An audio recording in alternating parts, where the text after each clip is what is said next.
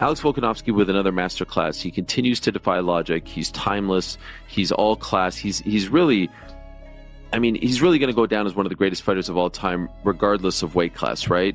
And so as you're watching that, does the thought ever cross your mind, like, what was the point of all of this? Like, kind of felt it wasn't the same fight, but it did sort of feel like we just saw this. He proved that point in April, and he didn't really have to prove it again. And quite frankly, I did wonder what Lerone Murphy and Movsar Evloev, if they are watching, were thinking is.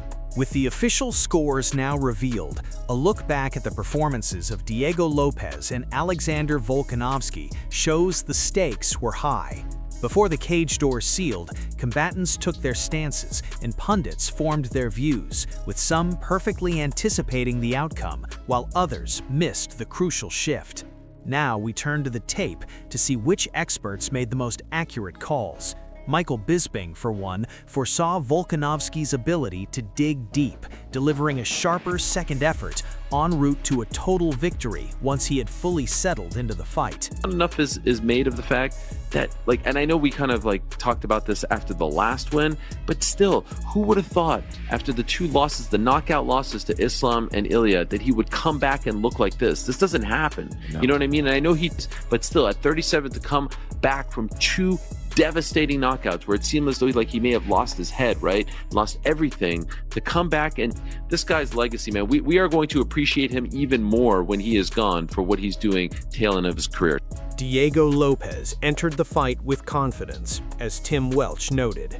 Having defeated formidable combatants like Jean Silva and Brian Ortega, Lopes now faced a legend in Alexander Volkanovski. Volkanovski, at 37 years old, boasts an impressive record of 27 victories, including 13 by knockout and 1 submission. However, his recent 5-bout tally stood at 2 wins and 3 losses.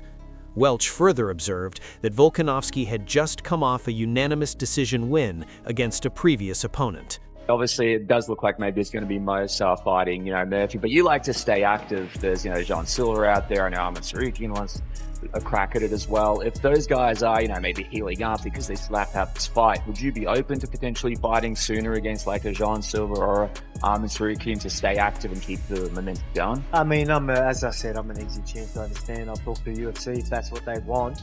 As long as, look, I feel bad enough, I feel bad enough that like there's guys that probably deserve. You're gonna eventually get it. Do I keep want to make them late? Just again. So I've got a responsibility. I talk about having a responsibility as a champion. I don't think enough champions look at it that way. For me, I look at it as a responsibility. There's rankings for a reason. There's people that deserve it. If someone does get in, I'll be active enough to still give the people that deserve it a chance anyway, so I don't have to wait too long. But I mean, if I'm just going to keep letting other people just cut the line, I'm not really doing my part either. So I'll talk to UFC, see what they say. But for me, again, I'm an easy champ. I understand at the end, Dave, the UFC just push it or whatever. All right, but we'll see what. As the debate widened, opinions became more split. Some rooted in pressure and longevity, others in risk and value. Israel Adesanya anticipated a victory for Volkanovski, noting that relentless pressure would likely secure him a decision win, barring a finish. Colby Covington also remarked that the fight made sense, but questioned Volkanovski's place in the later stages of his career. Despite Volkanovski's accomplishments, winning and defending the belt, Covington wondered how many fights he had left, even suggesting this could be his final run. Interestingly, Covington stated that if he were placing a wager, the safer bet might have been Diego Lopes, believing Lopes' recent growth and confidence had turned him into a genuine danger on fight night. By the way, before we dive in, 99.8% of the people watching right now aren't subscribed. Make sure to subscribe so you don't miss out on any upcoming MMA news. And without further ado, let's dive into it.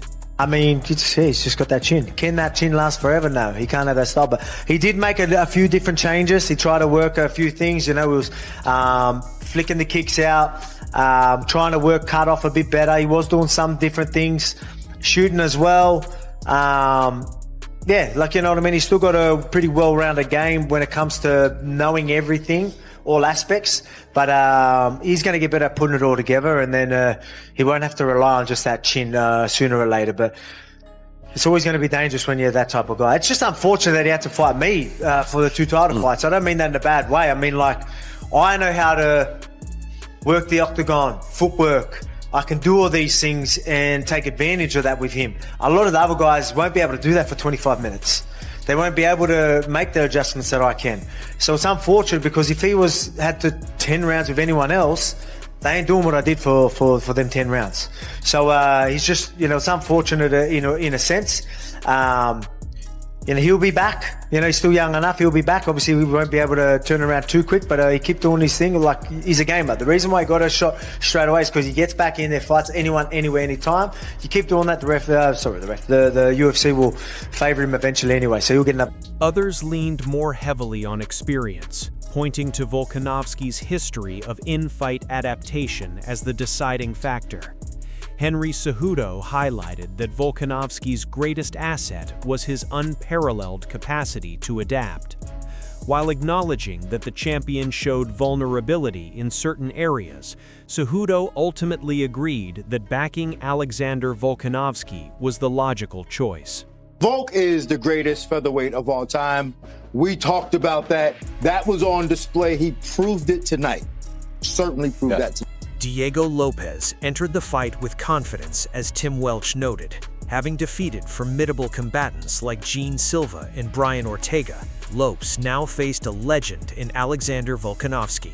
Volkanovski, at 37 years old, boasted an impressive record of 27 victories, including 13 by knockout and 1 submission. However, his recent 5-bout tally stood at 2 wins and 3 losses. Welch further observed that Volkanovski had just come off a unanimous decision win against a previous opponent. Volkanovski, even though the man is 37 and there's this whole curse on smaller fighters over 35 years old, the man's fight IQ is off the charts. And look at some of the people that he has history with in terms of rematches. Look at the first fight against Max Holloway. Very close fight. A lot of people thought Holloway won that. The second match was a little bit better for Volkanovski, but the third match, by then he downloaded the data and the man knew what to do, and it was an absolute shutout against Max Holloway. There was no discussion of robberies or anything like that. Volkanovski was clearly on that night, so he's got 25 minutes with Diego Lopes, and Diego Lopes has got 25 minutes to study and analyse, and all his team to sit around. He's got the maddest mullet in all of Mexico, and his whole team will be sitting there going, right, here's what we got to do. Who's going to make the improvements? Who's going to make the adjustments? We don't know. Only time will tell. And guess what? It is that time, because I got to go. I got to get on a plane. 16 hours to Sydney. I'll see you there. I'll be doing some content. Thank you for watching. I'm talking fast because I got to rush. Who wins these fights? I can't tell you for once. With the official scores now revealed, a look back at the performances of Diego Lopes and Alexander Volkanovski shows just how high the stakes truly were. Before the cage doors sealed, combatants took their stances and pundits formed their views, some perfectly anticipating the outcome, while others missed the crucial shift that decided the fight. Now, with the dust settled, it's time to rewind the tape and see which experts read the moment correctly. Michael Bisping, for one, foresaw Volkanovski's ability to dig deep, predicting that once he fully settled into the fight, a sharper second effort would carry him to a complete victory. I do think Volk still has enough in him to keep that title. I don't know how many more he has in him, but Lopes, obviously, he learned a lot from that first fight. Yeah. But I just think the experience from Volk's experience is just going to, take a toll on the night, because on the grappling side, you have Lopes, but to get Volk to the ground is not an easy task. What does Lopes change for this one? I think Lopes changed with this one, maybe some ego. I think he said it himself, and not in a bad way. He just went out there and said, cool, I'm just going to swing and knock this guy out. And when you're in there with a guy like Volk, things just don't happen like that. You don't just go out there and you can clip him like he did, but Volk's a warrior. He's gonna, Conversely, Dan Hardy stated his expectation was for Volkanovski to secure the victory. He acknowledged Lopes might win a round and display some progress, but Hardy felt that wouldn't suffice to significantly alter the outcome, particularly if a more focused Volkanovski appeared. He further stated Volkanovski's endurance and capacity for managing chaos would greatly benefit him, especially during a 5-round contest, restricting what Lopes could truly accomplish. Hardy concluded that if Volkanovski successfully followed his strategy, he would emerge victorious. Quick, Diego Lopes did. Beat Brian Ortega, beat Dan Ige, beat Sodiq, beat Gene Silva. So he's got a lot of confidence coming into this bout, but he's taking on the great. He's taking on the great Alexander Volkanovski. A clean 37 years old now. A clean 37 years old with 27 wins, 13 KOs, 3 submissions, 11 decisions. And he's 2-3 in his last 5. He's 2-3 in his last 5. Last fight, April 12th against Diego, where he beat him by unanimous decision. Before that, got KO'd by Ilya, got KO'd by Islam. Again, with these, when we make these picks, we're always thinking these guys are all 100% healthy. You never know what's going on in these guys' fight camps. You never know what's going on in their personal lives. You never know what's going on with injury. That both guys 100% healthy, I think Volk gets it done again. He's too good at staying busy on the outside. Not really busy to where he's damaging you. Then he explodes in with like rugby-style tackles. He's dominant on the ground. He's strong. He's really hard to take down. He's even harder to keep down. And he's so good at mixing it up. He's so fast twitch. He used to be 250 pounds, and he's explosive. And he's the great for a reason. He is the great for a reason. So I think Alexander Volkanovski gets it done by decision and maintains the One pundit, Chielson, stated that for Lopes to turn the tide, he would need to relentlessly pressure Volkanovski and cut off his movement. There was also concern about grappling exchanges, yet some felt it was necessary. This strategy, he highlighted, demanded elite conditioning, a quality Volkanovski distinctly showcased in their initial encounter. Another pundit, Senon, then added that Lopes simply didn't have enough time to make the crucial physical adjustments needed, ultimately leading him to pick Volkanovski for the win. I know that for Lopes to flip this script, he's going to have to go after Volk. He's going to have to go forward. He's going to have to not worry about that getting close enough that Volk can step in and grapple with him. I don't think that Volk's grappling is something that Lopes needs to worry about. But Lopes fought in that first fight like he was worried about the grappling. He's got to go forward. He's got to cut him off. He's got to put him into the fence. And to do that, you have to have incredible conditioning. And in the first fight, it was very evident that in the world of conditioning, Volk had it. And as I look at the calendar, there just hasn't been enough time. I know what it takes to change your shape. I know what it takes to change your conditioning. And there just hasn't been enough time. And for that reason, I am going. However, Din Thomas noted that while thrilling, Diego Lopes' aggressive attacking style could occasionally prove detrimental. Thomas further stated the contest largely hinged on which version of Volkanovski appeared, conceding that Lopes' inclusion was somewhat warranted. He characterized it as a no-win situation for Volkanovski. Lopes' fierce attacking manner made him a legitimate threat, but a victory for Volkanovski might not garner much praise, as fans could argue someone else merited the chance. Thomas believed Volkanovski was in a tough spot, where even winning wouldn't necessarily advance his standing. It's kind of the double-edged sword of Diego Lopes being such an entertaining fighter. Is it, at the expense of him making better decisions, which would keep him in the fight a little longer, he's going to be a little bit more aggressive and maybe fall into some of the traps of Volkanovski. But I think this fight really does come down to which Volkanovski shows up. I mean, he's getting older, and I say it all the time, fighters age overnight. And if he aged overnight, he might lose this fight because he might run into something. He might not have the ability to set the same traps or have the same instincts or same vision that he had a year ago. Extending from that discussion, Kamaru Usman stated that athletes like Diego Lopes, with an aggressive head-low style, always carry a significant knockout threat. Usman expressed his eagerness to see what changes Lopes had implemented, although Volkanovski had seldom been truly troubled. Usman confessed the pairing fascinated him, and he was eager to witness the specific adjustments Lopes made for this bout. When he was young, and when I say that, it's apparent to me that fighters get old overnight. And if Volkanovski got old overnight, he could very well lose this fight, which would not be a good thing. And it would kind of justify the fact, it would actually justify putting Diego Lopes in the fight in the first place. So that's why I said it's a lose-lose situation, because he could lose this fight because Diego Lopes is wild, he's aggressive, he's hard to kind of contain at times, and he's dangerous. If he goes out there and beat Volkanovski lose the title. If Volkanovski beats him, we'll just say he didn't deserve it anyway. The fans are going to say it should have been Lerone Murphy anyway. So that's why I think Volkanovski's he's in a spot here where he can't really win much by beating Diego Lopes. But the chances of him losing, it's Henry Cejudo then highlighted that Volkanovski's greatest asset was his unparalleled capacity to adapt. Cejudo observed that although the champion was somewhat vulnerable in certain areas, he ultimately concurred he would back Alexander Volkanovski for the win. That's what I'm looking for in this fight. I'm looking to see the improvements that Diego Lopes has made. But at the end of the day, listen, people that fight like Diego Lopes, which is kind of sort of that Mexican style, chin down, head down, and I'm coming to bang. People that fight like that, if they touch you with a shot, they could hurt you, and they potentially can get you out of there.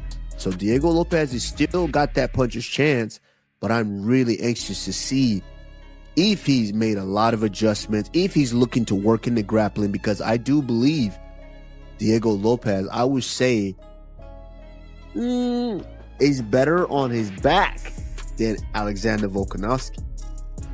But then again, we've never seen Volkanovski on his back, really. So, man, I'm intrigued by this fight. I'm very intrigued. I can't wait to see the change. Furthermore, Israel Adesanya anticipated a victory for Volkanovski, noting that relentless pressure would likely secure him a win by decision, short of a finish. Colby Covington also remarked that the fight made sense. However, he observed that Volkanovski was nearing the end of his career. Despite his impressive accomplishments, including claiming and keeping the belt, Covington wondered about Volkanovski's remaining fight count, even hinting it might be his final one.